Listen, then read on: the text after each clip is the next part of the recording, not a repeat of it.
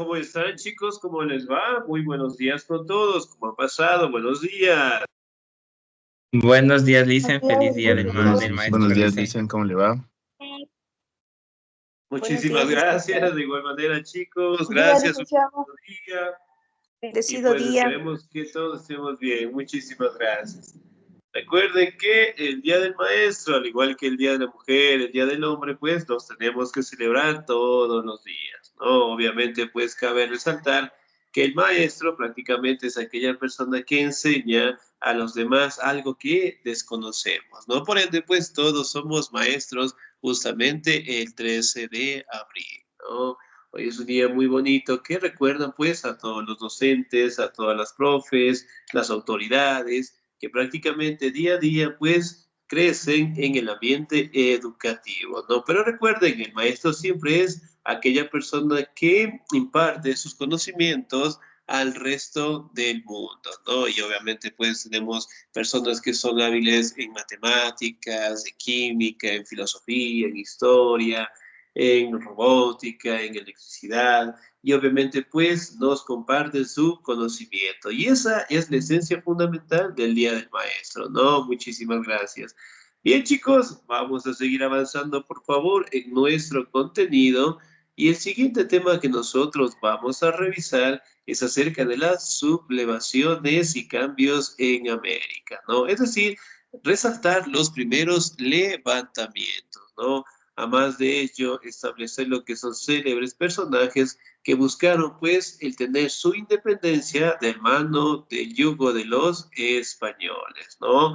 Ahora, si recordamos un poquito, prácticamente, sí, en la colonia empezaron a darse lo que son levantamientos por parte de los indígenas y entre ellos los más representativos podemos destacar, ¿no? A Tupac Amaru, Tupac Katari, que prácticamente se levantaron en contra del yugo español, ¿sí? ¿Me confirman, chicos, la clase está siendo grabada?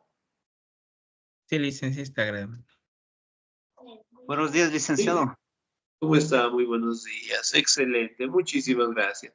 Entonces, miren, por ejemplo, acá, ¿no? En las imágenes que tenemos aquí, prácticamente destacan lo que son los maltratos y el abuso, en este caso, que realizaban los españoles frente a la población indígena. Y más aún en la colonia. Sí, aquí representan, pues, formas de cómo fueron, en este caso, asesinados tanto Tupac Amaru, Tupac Katari, ¿no? Miren, por ejemplo, uno de los castigos era colocar lo que son sogas en sus extremidades y tirar de los caballos. Miren, entonces prácticamente era una forma en cómo los españoles castigaban los levantamientos en la colonia de los indígenas, ¿no? Además de ello, pues, una serie de cambios que fueron dándose en la colonia. Ahora, vamos a revisar los primeros cambios. ¿Me ayuda, por favor, en la lectura el señor o la señorita? Muy bien. ¿Me ayuda, por favor, la señorita Rosita Sandoval, por favor? Buenos días, licenciado. Feliz día del maestro. Muchísimas gracias, señorita Rosita. Dios le pague. Y pues eso siempre es bonito, ¿no? Acordarnos del Día del Maestro y sobre todo también de las plataformas, las tareas no se olvidarán. Ayúdeme, por favor. Sublevación y cambios en América. El enorme desarrollo económico comercial que había experimentado las colonias americanas durante los siglos XVII y XVIII se debió al sistema de plantaciones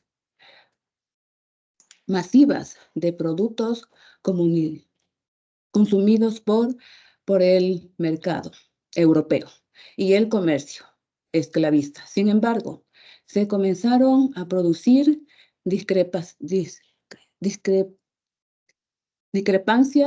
entre los productores criollos y la metrópolis respecto a la explotación de las riquezas que se traían de la India. Excelente, señorita. Muchísimas gracias. Muy bien. Ahora, por ejemplo, acá podemos establecer, ¿no?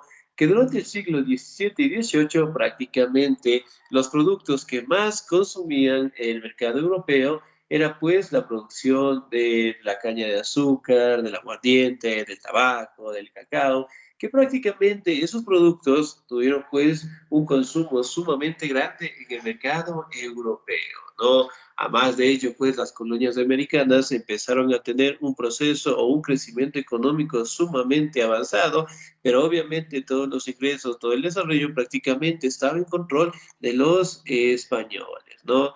Recordemos que prácticamente aquí sí trabajaban la población indígena, la población afrodescendiente, y además de ello tenían pues una especie de metrópoli donde controlaban estos productos, ¿no? Y obviamente aquí empezaron a darse lo que son las primeras discrepancias entre los criollos y los españoles. Si recordamos un poquito, ¿quiénes eran los criollos? Hijos de los españoles nacidos en el Nuevo Mundo, Lice. Excelente, muy bien. Entonces, hoy aquí directamente establecen de que los criollos ya no querían pues depender directamente de España, ¿no? Y empezaron a darse lo que son las primeras sublevaciones por parte de los indígenas, pero más de ello, los criollos ya no querían depender, sí, el control o a su vez enviar los productos a España, ¿no? Sino más bien ellos ostentar todo el control en las colonias, ¿no? Ahora, sublevaciones y cambios. ¿Me ayuda, por favor, el señor Stalin Salazar, por favor? Buenos días, Lice. Feliz día, Lice. Muchísimas gracias. Sublevaciones y cambios en América. Las, eh, las desavenencias de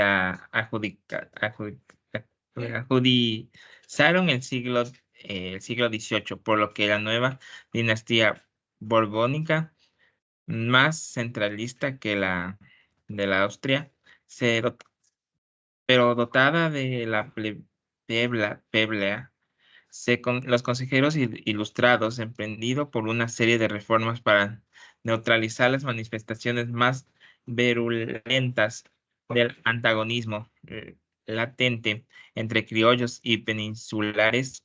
En la segunda mitad del siglo XVIII, América se había convertido para los Borbones en uno de los más preciosos tesoros y una de las inversiones que más retitos rendía.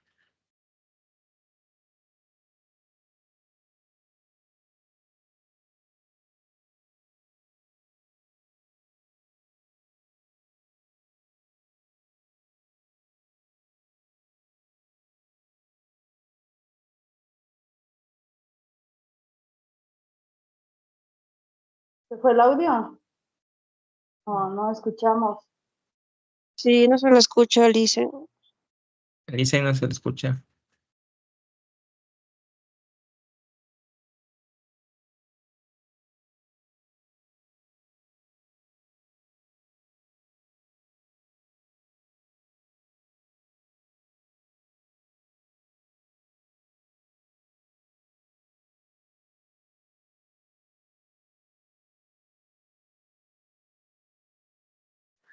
Excelente. ¿Me escuchan ahí, por favor? Sí, dice. Excelente, Sí, ahí muy lo bien. escuchamos, Eso, licenciado. el silencio ha estado en la, la pantalla. Muy bien. Entonces, miren, prácticamente entre esos siglos, lo que es la explotación de los productos, de los recursos, en las colonias realmente eran muy fructíferos, ¿no? Eso obviamente pues permitía pues que los españoles tuvieran un crecimiento sumamente grande a raíz directamente de las colonias. Pero no nos olvidemos que la explotación era una actividad sumamente fuerte acá, ¿no? Hablando de que los indígenas, los afrodescendientes, eran la población más explotada, ¿no? Es decir, ellos directamente se encaminaban en trabajar en actividades agrícolas, en actividades mineras, trabajaban en plantaciones, en haciendas, que prácticamente eran sitios controladas directamente por los españoles, ¿no? Miren, por ejemplo, acá destacan los personajes de Tupac Amaru, Tupac Katari, sí, después aparecieron personajes como Fernando de Aquilema, que la mayoría de estos personajes buscaron pues la igualdad, ¿no?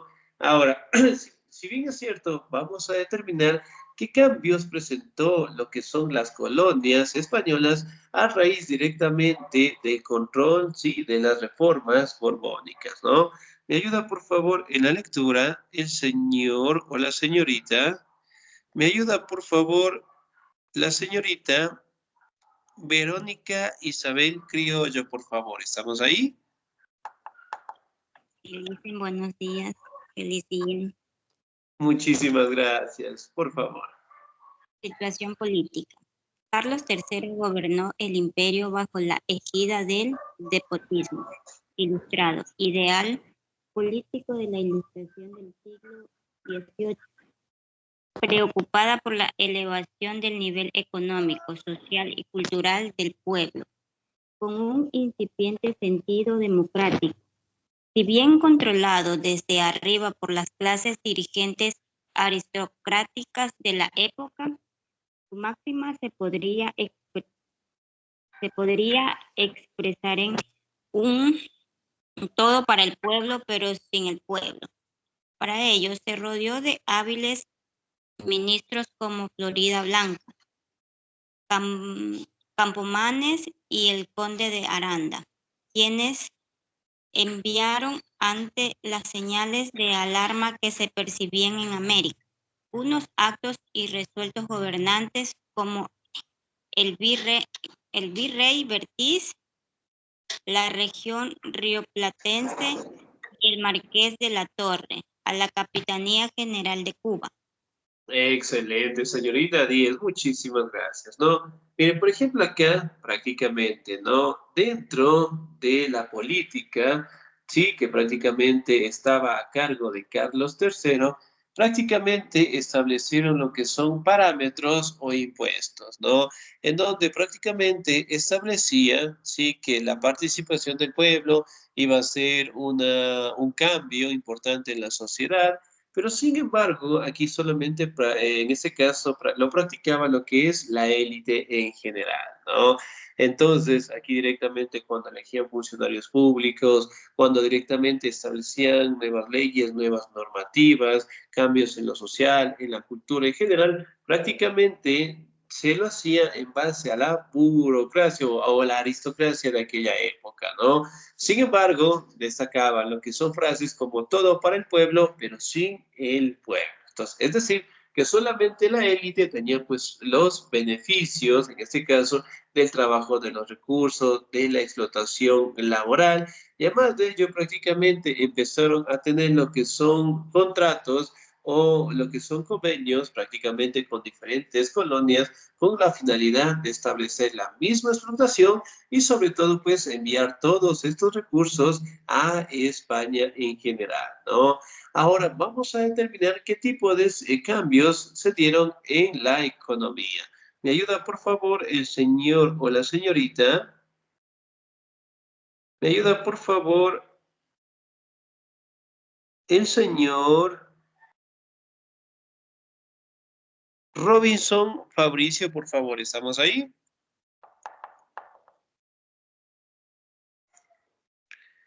Robinson Fabricio, no, sin nota. Señorita Yadira Naomi, por favor.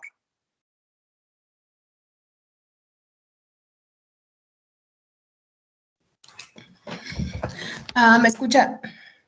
Y si le escuchamos. Ya. Situación económica. A través del fenómeno de las sociedades económicas de amigos del país, las colonias cobraron un enorme auge. Sus arquitectos llevaron a cabo, al igual que en la península, los nuevos trazados de las ciudades americanas importantes, a las que dotaron de anchas avenidas ajardinadas. Se proporcionó al comercio cada vez más próspero, un reglamento que permitía los intercambios en todos los puertos de España y sus colonias, y aunque no con los de los otros países. Excelente, señorita Señorita, muy bien, 10, muchísimas gracias, ¿no? Aquí también podemos establecer, ¿sí? Que la mayoría de las ciudades más importantes dentro de las colonias lograron tener lo que es un crecimiento sumamente avanzado, ¿no?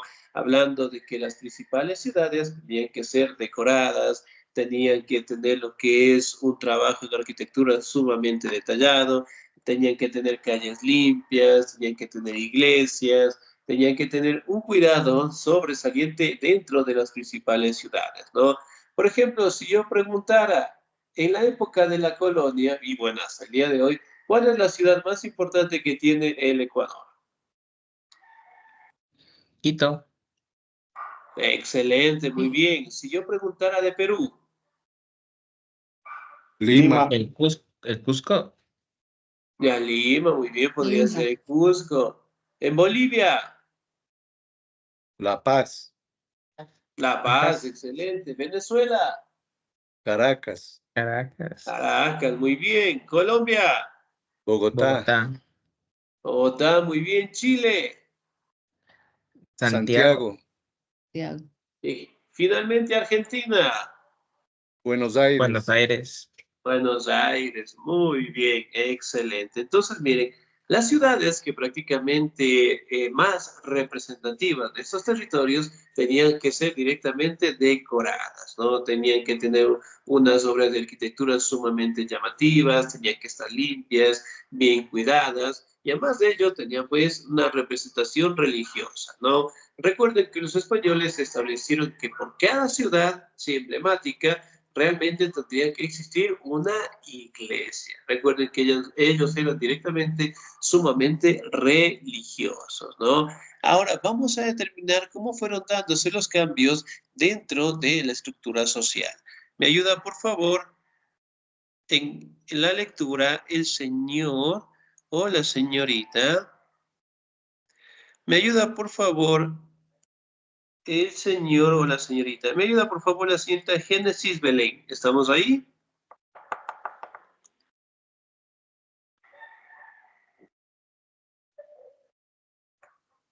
Génesis Belén, ¿no? Listo. Sin nota. ¿Me ayuda, por favor? Sí, sí, estamos ahí, señorita Génesis. Sí, ¿me escucha? Sí, sí, le escuchamos, por favor. A ver, dice, la sociedad americana se diferencia mucho de la europea, en la que ya existía una homogeneidad étnica y sobre todo cultural y política.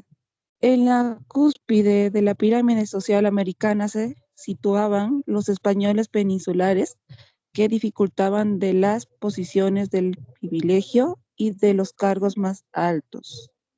Inmediatamente debajo se encontraban los criollos o españoles, nacidos en América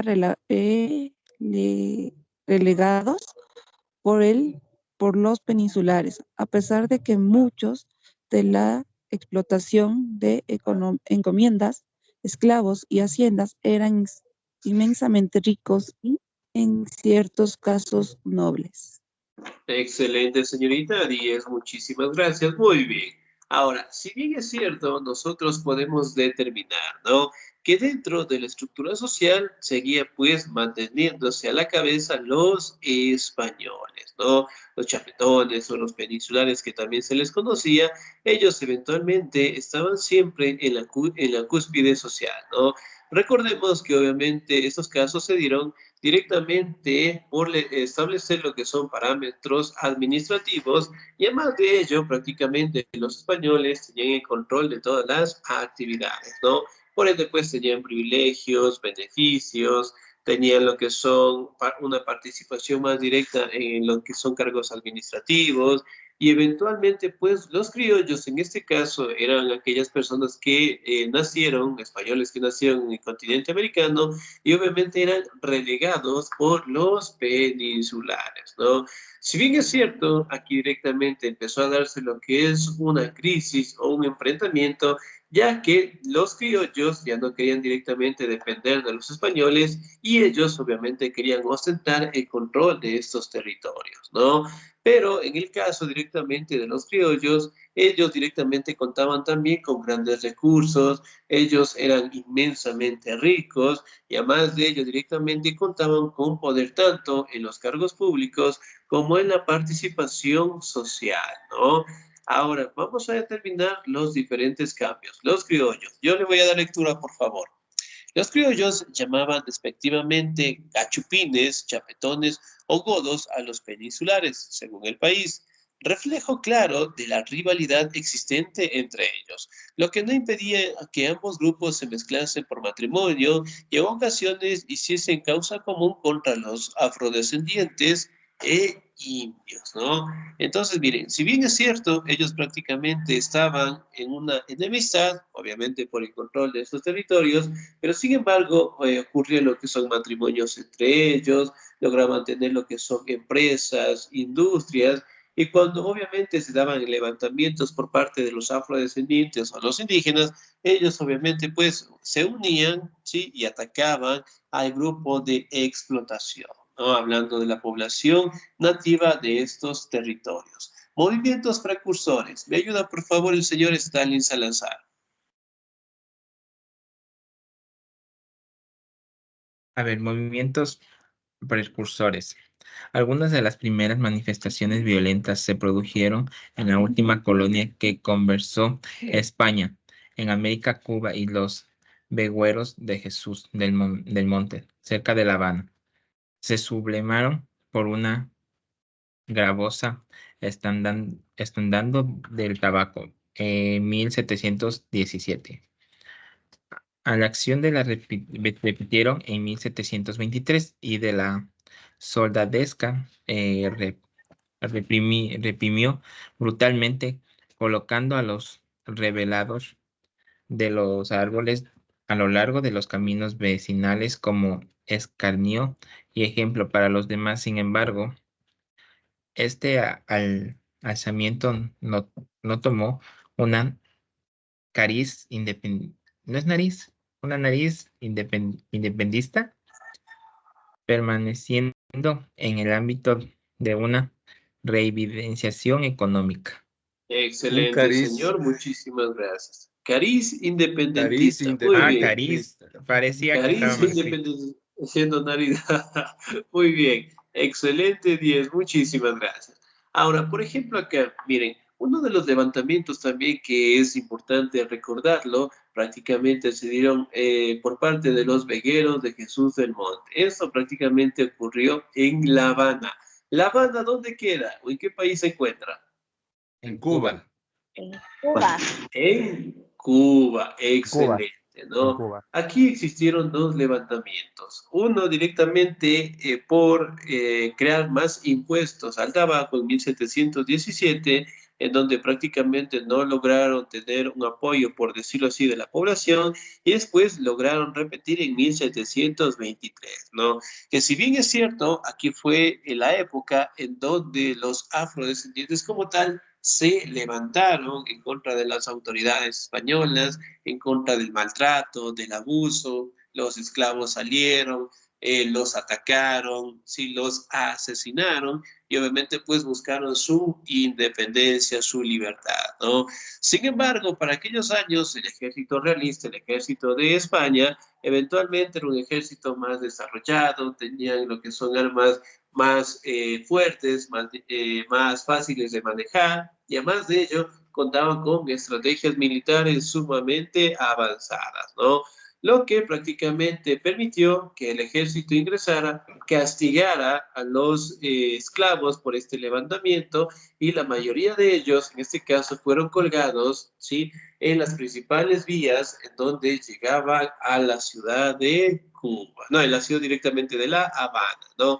Entonces, dentro de los caminos principales, los esclavos estaban colgados. Entonces, miren, era una forma por parte de los españoles para crear o incentivar miedo a los indígenas, a los afrodescendientes, y ya no directamente que estuvieran pues preparándose para los levantamientos. no era para, en este caso, evitar levantamientos y además de ello que los esclavos sigan trabajando en sus actividades, ¿no? Eso obviamente pues podemos establecer, ¿no?, que fue una situación sumamente difícil, pero sin embargo, tanto los afrodescendientes como los indígenas no tuvieron miedo y empezaron a darse los levantamientos, ¿no? En contra directamente del yugo español, con la finalidad de expulsarlos, pero sin embargo, la mayoría de los levantamientos en este caso eran un fracaso, ¿no? Porque el ejército los capturaba, los asesinaba y especialmente a sus líderes, sí, los llevaban a plazas principales, a las ciudades más representativas y en medio de toda la población, sí, prácticamente los asesinaban, ¿no? Pero eso, sí, no impidió que en algunos años más nosotros obtuviéramos, pues, nuestra independencia, ¿no? Me ayuda, por favor, en la lectura la señorita Samantha Vilanés, por favor.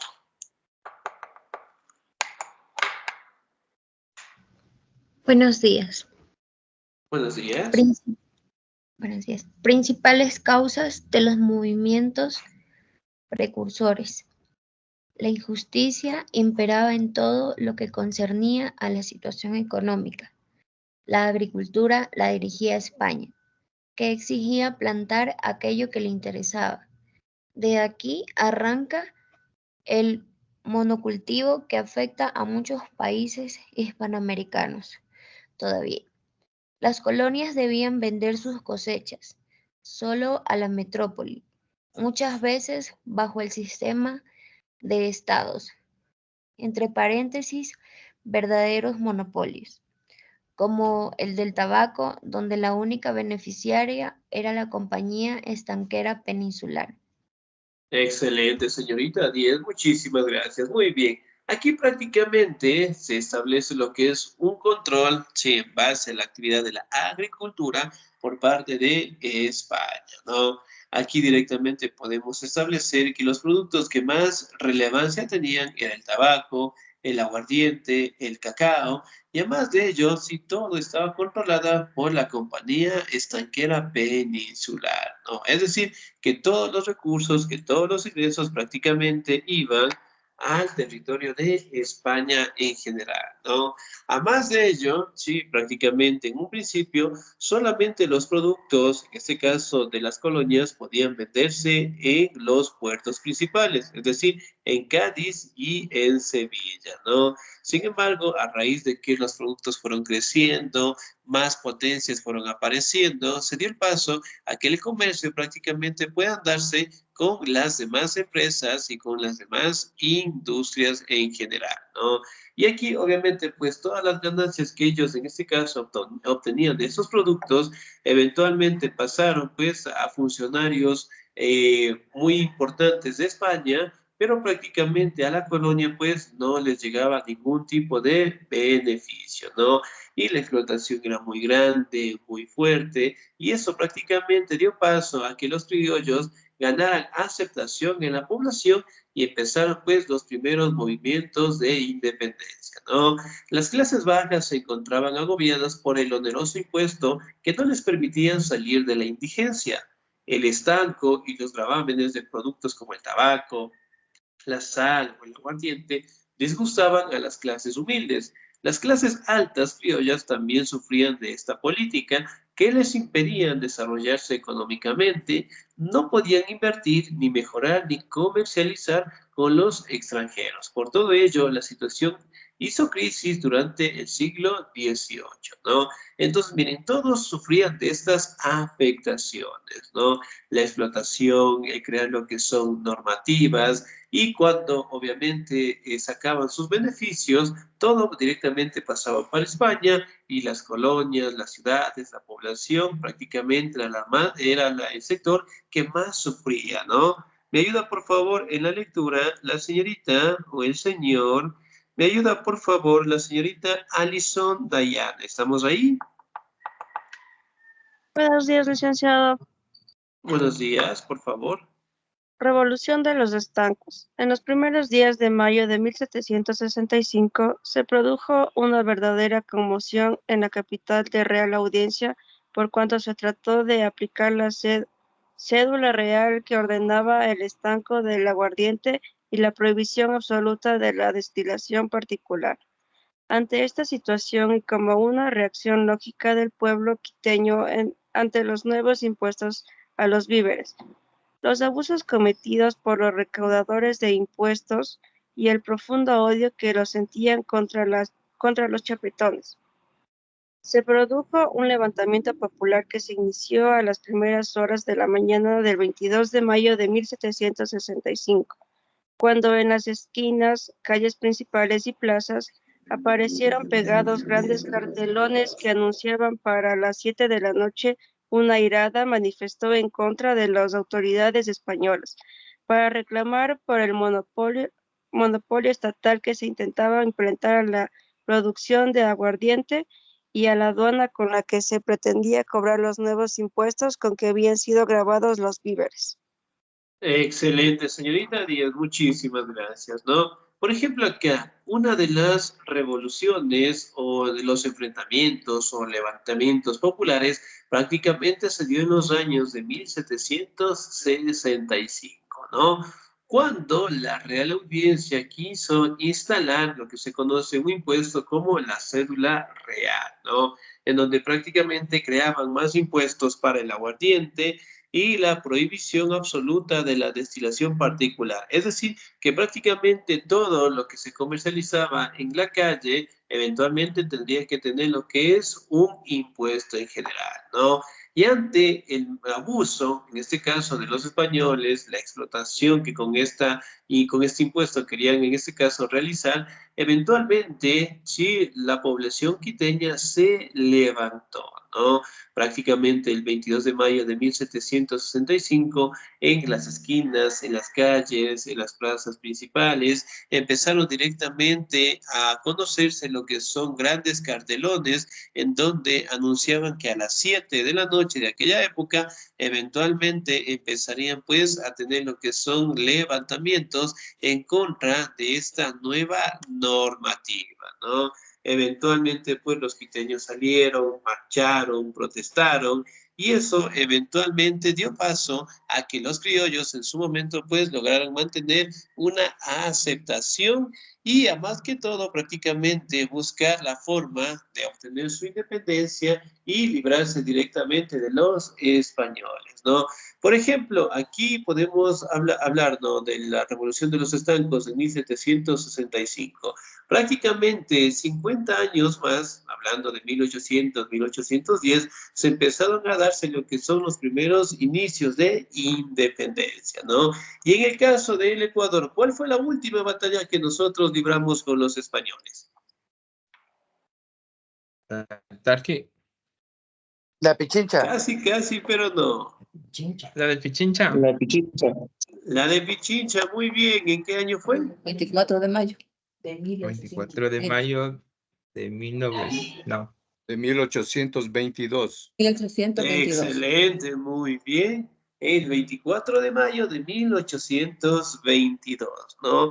En fin, ahí directamente fue el último enfrentamiento que nosotros tuvimos con los españoles, ¿no?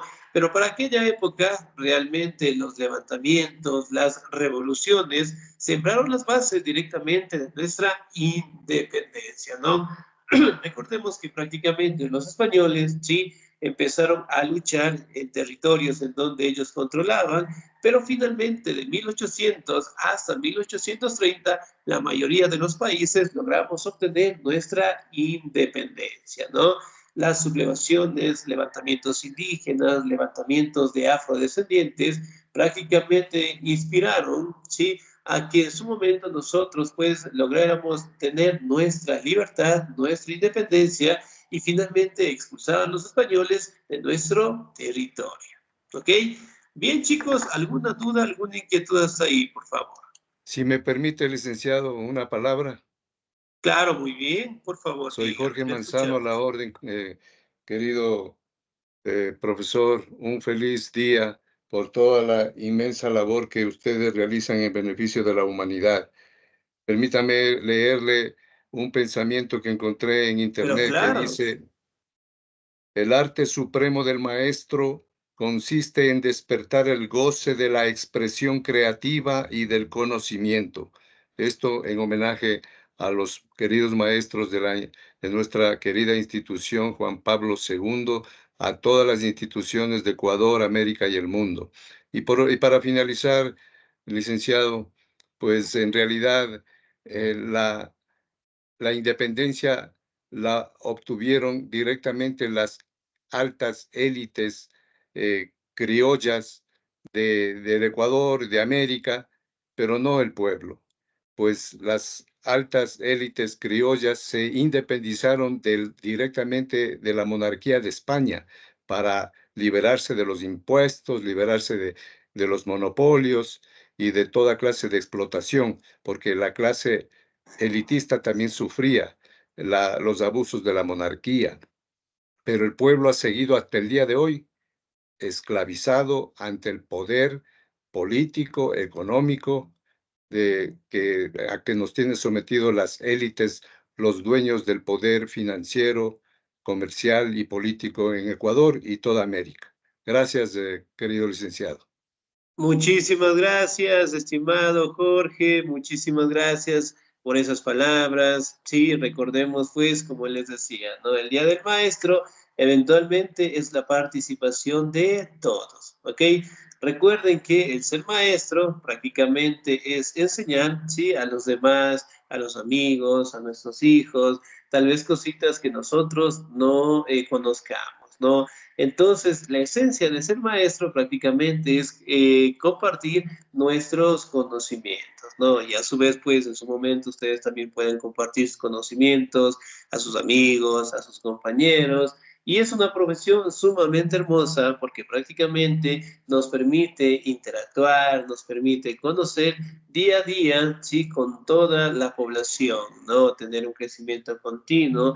Y además de ello, prácticamente el ser maestro es una profesión en donde nosotros eventualmente participamos en todas las actividades y todavía pues en este caso y hasta el día de hoy es una actividad más noble, la más sincera y sobre todo pues la profesión en este caso en donde más corazón tenemos, ¿no?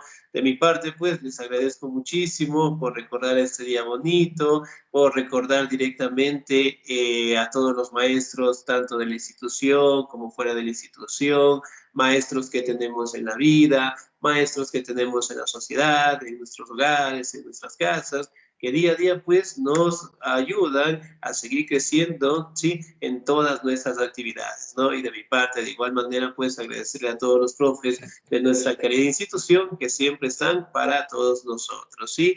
Y pues de igual manera, en este caso, ¿no? De los monopolios, de la independencia, de cierta manera, pues el sector que tuvo más beneficio prácticamente fue la de los criollos, ¿no? Y que sin embargo, justamente como le mencionaba el señor Jorge, ¿no? Hasta el día de hoy, pues no hemos tenido pues una libertad económica, política, algo que prácticamente un factor que dé un beneficio en común, ¿no? Esperemos que en algún momento aparezca lo que es un modelo político, económico, que obviamente transforme directamente, perdón, a nuestra sociedad y además de ello que tengamos un crecimiento continuo, ¿sí? De mi parte, chicos, un excelente día, Dios le pague, muchísimas gracias, nos encontramos el próximo domingo. Cuídense mucho, espero también que les digan a las profes, que las profes ya se van a conectar con ustedes y ellas pues obviamente merecen también